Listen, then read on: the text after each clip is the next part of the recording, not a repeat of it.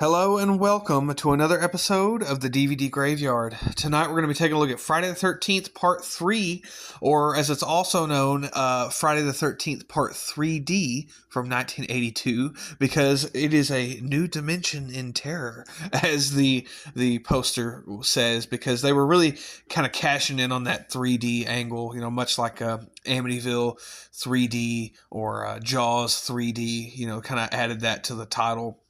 And really what that kind of boils down to is pretty much it's a bunch of random scenes of random shit kind of flying at the screen.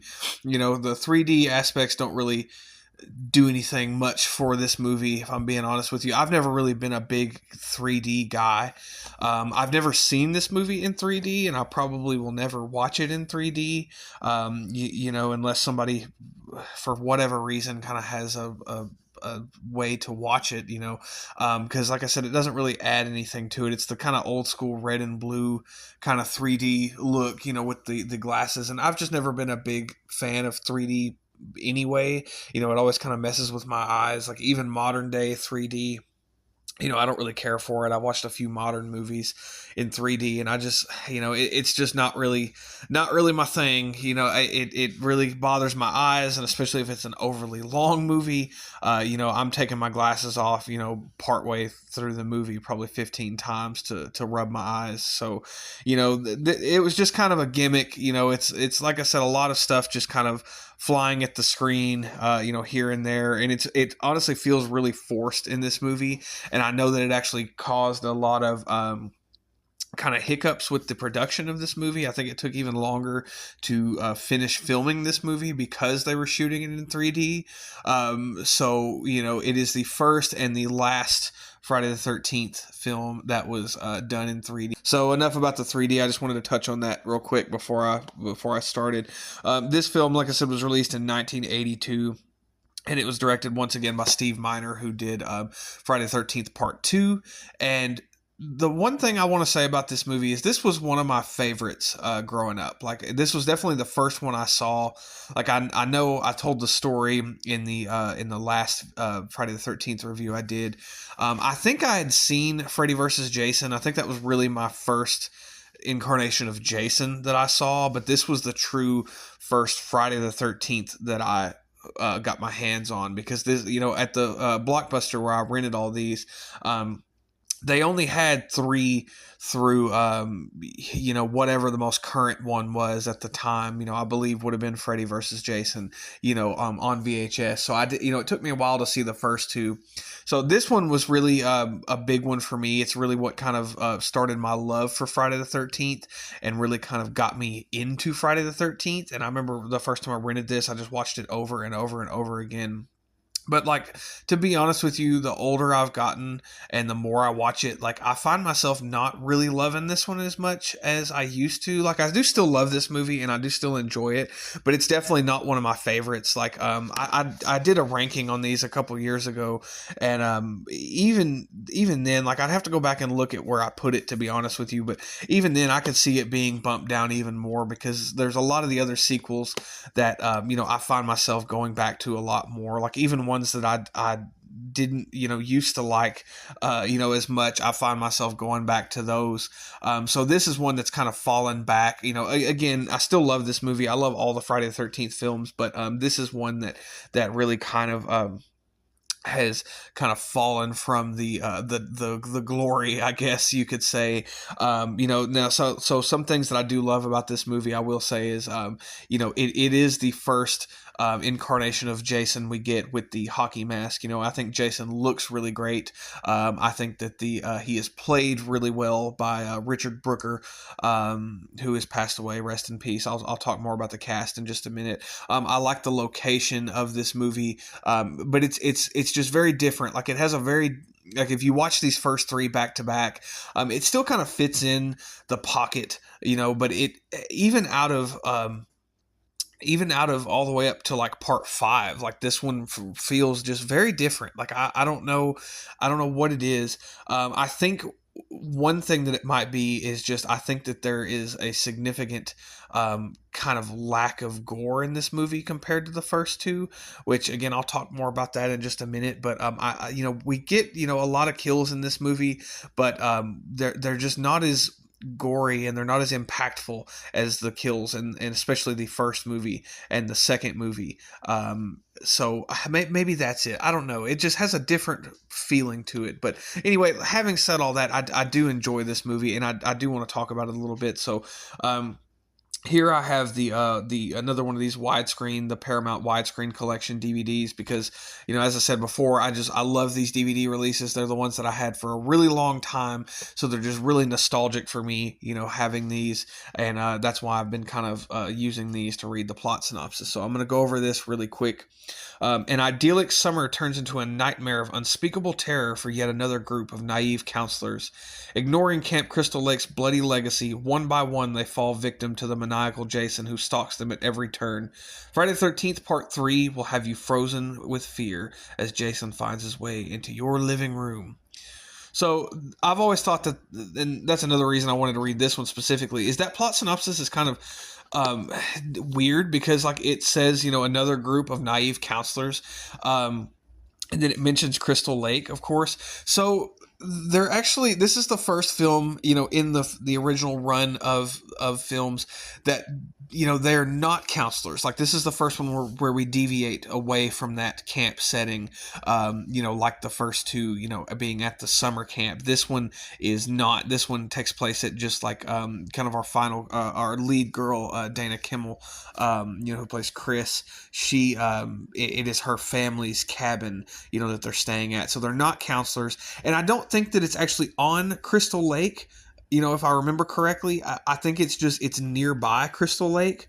So I know that it's close by there, and especially if you go by the lore, this one picks up directly after the second one, so it's literally the next day, after Jenny's been taken off. Jason has gotten back up from his wounds, and he is now back and made his way over to Higgins Haven is the name of this place where they're at, and he's kind of he looks a lot different, from the night before.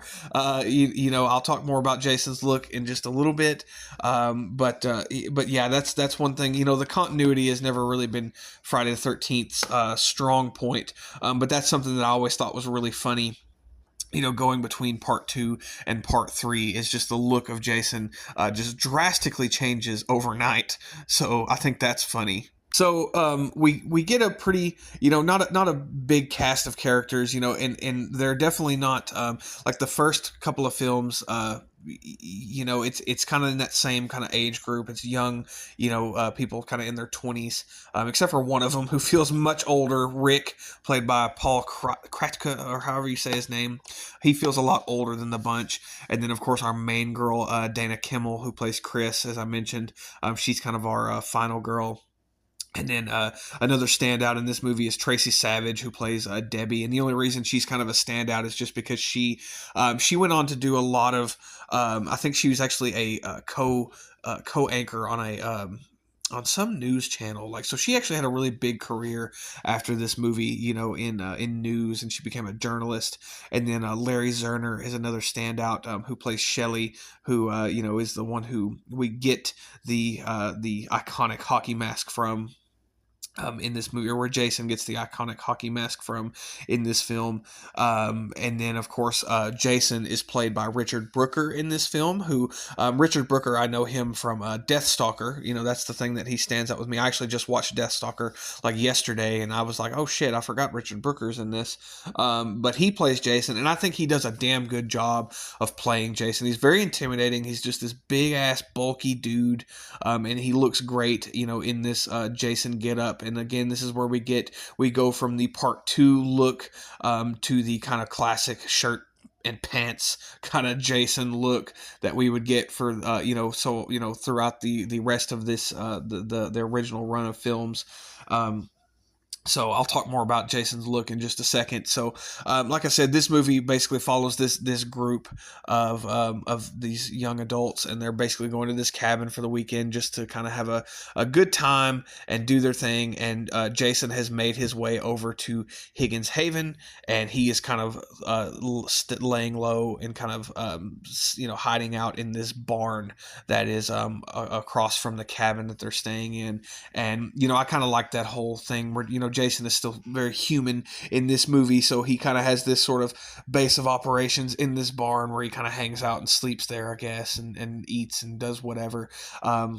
As we go on throughout this movie, Chris and Rick, they leave at one point, and we actually find out that Chris has some history with Jason, and she was attacked by Jason in the woods one night when she snuck away from home. So I thought that was a really interesting kind of thing to add to the story. It was very different. I didn't really care for it because it doesn't really make sense, again, lore wise. Like I said, Friday the 13th isn't the strongest whenever it comes to the backstory and everything, but this was just a really odd addition, for her to be attacked by Jason, and I guess borderline raped by Jason, I think is what it's implied. So I thought that was something really odd to add in there. But while they're gone, Jason kind of starts to pick everyone off one by one around the camp. And like I said, he kind of lurks around the camp throughout the film. Like I think he kills the bikers pretty early on that we run into at the gas station that Shelley and his love interest they run into, but this is where it really starts to pick up again, is after they leave and they're kind of slowly picked off one by one. And this is something that I think, again, like I said just a minute ago, that really I think sets this movie is one thing that doesn't really do it for me in this movie is Friday the 13th has always had a history of the MPAA really screwing with the gore effects. The MPAA ripped Friday the 13th apart, a lot of times. And this movie, we don't really get a lot of that gore. Like some of the standout kills in this film are, for example, Rick, whenever he gets killed, he gets his head squeezed and his eyeball pops out at the screen. And again, it's kind of a gimmicky 3D shot. That's one that always kind of stands out to me. The spear gun kill, right after Jason gets his iconic hockey mask, that's another one that kind of sticks out to me. The guy who is kind of doing the handstand, who gets split in half, by Jason, that's one that kind of stands out to me. And then we even get a callback to the first Friday the 13th film with Tracy Savage's character. She gets the whole neck stab, much like Kevin Bacon. She's in a hammock in this one instead of an actual bed, but it's the same thing. She gets a knife, through the throat. But it's much more tame. Like a lot of these kills feel a lot more tame, and they're not nearly as gory as a lot of the kills in the first couple of movies. So I think that's one thing that really kind of, is a disadvantage that this movie has. Is it's very, I don't really want to say censored. I guess that is the right word for it, but just there's not a lot of gore, and a lot of the kills just are not very memorable in this film to me. And I don't know if that's just a me thing or what. Like I have heard other people kind of criticize this movie for certain things, but that's just one thing that really kind of, the older I've gotten and the more that I watch this movie, that's one thing that I noticed, is that the kills were just definitely not as over the top and as in your face, especially with with the first one, and even the second one was a little bit more tame, but we still got plenty of good gore and good kills. But this one, it just, I don't know, it just didn't really have a lot of the gore that you would kind of hope for that we would get in later movies. And again, maybe that's due to the MPAA or maybe something else. I don't know, but that's just one thing that I noticed about this. Now, one good thing that this movie has going for it is Jason, like I said, played by Richard Brooker. This is again where we get Jason's iconic look, in the fact that this is the first film where he has the hockey mask. So like I said in the last video, I think that this is really interesting. Friday the 13th as a series is really interesting because you really get to see it evolve as it goes on, and like Jason really becomes the Jason that we all know and love. He doesn't really become that until like Jason Lives, which is the 6th entry in the franchise. So, but this is definitely a big piece of that puzzle, as this is the first time we really get the iconic hockey mask. He gets it from Shelley, and it just looks great. I've always really liked the look of this mask in particular, and I remember watching this for the first time and being like, oh my god, his mask is clean, and it's definitely not clean. It's cracked and all kind of weathered looking and dirty and everything else, but it's definitely the cleanest we see it in any of these films. And I remember that just being a standout thing that I noticed whenever I was a kid, watching this for the first time. So that was definitely a big plus for this film. Is I love that we get this iconic look of our killer in this movie. So I always thought that was really interesting that we don't get it till part 3. Like I even remember going to school and just being like, Jason doesn't get his hockey mask till the third movie. Not even having seen the second one. I knew about Sackhead Jason just because of the recap that we get at the beginning of this one, but I remember going to school and telling people that and just being so proud that I knew that, out of all the other kids, because I was really young, much too young to have been watching Friday the 13th. And as for the hockey mask, that's one thing that I'll touch on too, is so the reason that they did the hockey mask, if anyone doesn't know, is, the makeup effects, I'm sure, were very time consuming and probably cost a lot to do. So to kind of save on the budget, they decided to cover him up with this mask. And, there's a lot of kind of rumors going around as to and I think what everyone has settled on is that, one of the production assistants or somebody like that had a hockey mask in their bag because they were a big fan of hockey, and they were just like, I'll just put that on him, that'll look cool, and they did. And the reason why I don't really believe that per se, now let me rephrase that, because those type of masks they weren't really even in style at this time. Like they were kind of old school even at this time when this movie came out, because the hockey mask, I'm not a big fan of hockey by any means, but they had changed a lot because I think that somebody had gotten really badly injured in hockey wearing one of the face masks, so they switched to the ones that have the full face guard and everything else by this time, and maybe he was just a collector and he had one on screen, but even still, the ones that you look at, I can't remember exactly what they're called. I'll try to find a picture of one, but even those look a lot different than what the hockey mask in this movie looks like. They weren't nearly as wide as the mask in this movie. So what I think they did is I think that they took that mask and maybe they made a mold of it and actually cast it and painted it and everything like that, because I don't know. I just don't think that it was taken directly out of someone's bag and then put directly on Jason, because even the ones you see, like I said, they don't exactly look like this. They look a little bit different. A little bit different than what they look like in this movie and in later movies. So that was something I always kind of noticed to myself. Always been a big kind of hockey mask guy, only because of these movies, not really because I'm into hockey by any means. And as for that, like I said, they kind of covered, they were wanting to cover the makeup effects so that they didn't have to keep applying them. The makeup effects look really damn good in this movie when you see them. Like, Jason is unmasked through a vast portion of this movie, and he's kind of hidden in shadows, and he's kind of lurking around, and you don't really get a good look at him. But when you do, like when his face is revealed towards the end of this movie, it looks fantastic. Like, I think they did a really good job on the makeup effects and the facial kind of features of Jason. I think it looks great. I think they did a fantastic job, and it's a shame that they had to cover, but I understand, again, it was to save time and to save money, I'm sure. So, but when you do get to see it, he looks great. I mean, he looks completely different than how he looked in like the original film, which would come back. They kind of based more off that design from the original film in the final chapter, but I still think it looks good for what it is. So, having said that, I'm kind of getting off track here, so I'm sorry. When Rick and Chris decide to come back after they've been gone for most of the latter half of this movie, they notice that everyone is missing.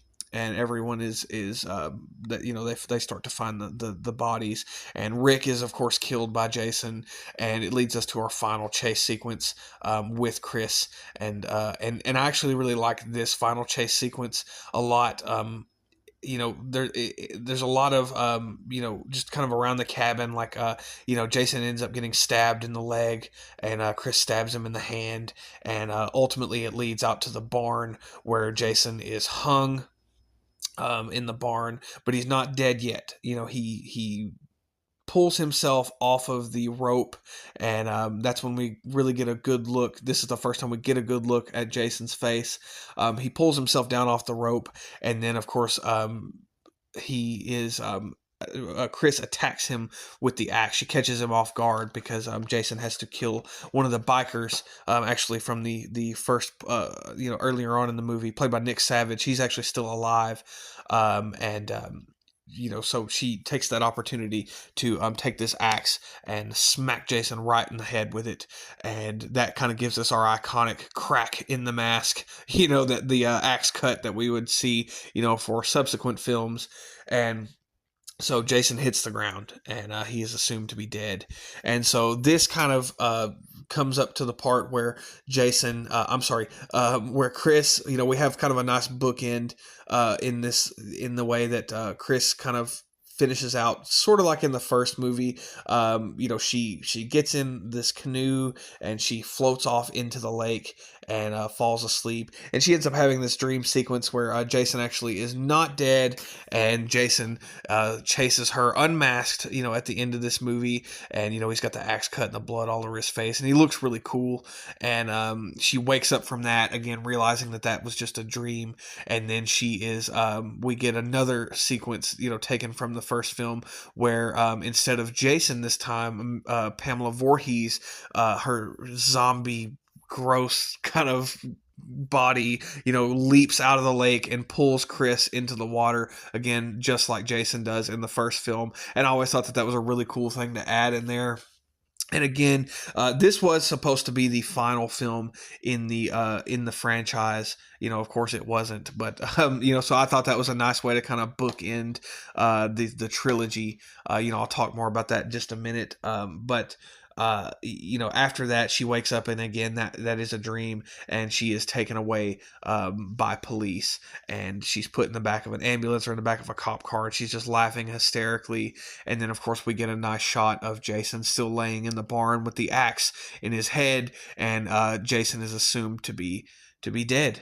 And then we get the credits with the theme song, again done by Harry Manfredini, which is very disco-esque. I should have said that at the beginning of the video when we get the main theme. I actually really like this theme song, but it's very disco inspired, which is kind of funny. Like I don't know, it just kind of cracks me up when I watch this movie now, because it's the only time that they've ever really done this, but the theme song sounds so like not scary. It's very dancey, now we do still get some really good music from Harry Manfredini in this movie, but just the main theme song is very, very disco. So I think that's really funny. That's just something that always kind of stood out to me. I don't really know why they made that decision, but it was the 80s, so I guess they were trying to try to do something different, and kind of be hip and cool with the whole 3D and everything. So I don't know. I just thought that was a really funny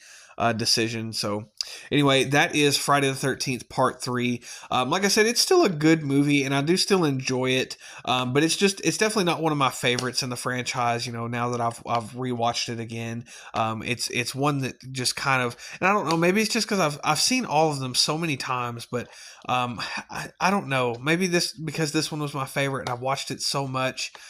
I don't know. Like I really couldn't tell you, and it again. I think it's kind of the same reason that New Blood is not one of my favorites. It's just because the movie had its balls cut off, and we don't get a lot of the satisfying gore and the satisfying kills that we get in other entries. So maybe that's it. But having said that, I do still enjoy this movie. I feel like I've been really negative about it this whole review, but I do still enjoy it for what it is, and it is a fun time. time, and I do, but it's not one that I find myself going back to, all the time. And like I said, this was supposed to be the last entry in the franchise. I'm glad it wasn't. But I mean, could you imagine this being just the third and final entry? I think it actually would have been a really nice way to end the franchise. But I'm really glad we got more, because the film after this definitely gave us a lot more, and is a better film than this, in my opinion. It's not my favorite by any means. I know it's a lot of people's favorite, but it's one of my favorites. I'll say that. Again, talking about the next one, but that is Friday the 13th Part 3. I'm really glad to have these first three films kind of under my belt and have them out of the way. I look forward to talking about the rest of them, especially these next couple are some of my favorites in the franchise. Final Chapter and New Beginning. They're some of my favorites. Until then, I hope you enjoyed this review. I love Friday the 13th. I don't want anybody to think I'm hating on this movie at all. And, even though it's not one of my favorites, it's still a good time. So anyway, that is Friday the 13th Part 3. That is all from me. I hope you enjoyed this review. As always, have a great night. Stay tuned for the next episode, and have a great night, and goodbye.